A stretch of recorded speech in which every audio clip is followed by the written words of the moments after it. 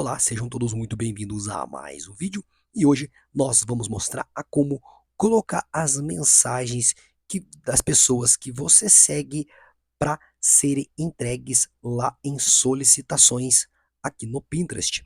Bom, para estar fazendo isso então, pessoal, nós vamos lá no Pinterest, depois nós vamos aqui na região do perfil e vamos até o canto superior aqui esquerdo da tela, tá ok? Chegando nessa tela, nós vamos aqui em permissões para redes sociais, depois em configurações de mensagem, tá ok? Então você pode decidir se as mensagens aí vão para a sua caixa de entrada, solicitações ou se prefere também não recebê-las, tá ok?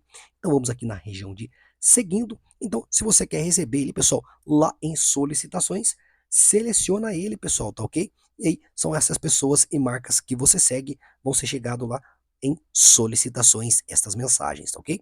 Bom, pessoal, tá na tela final, vai aparecer alguns vídeos que talvez possa lhe interessar. Espero também ter te ajudado de alguma forma e até a próxima. Tchau, tchau.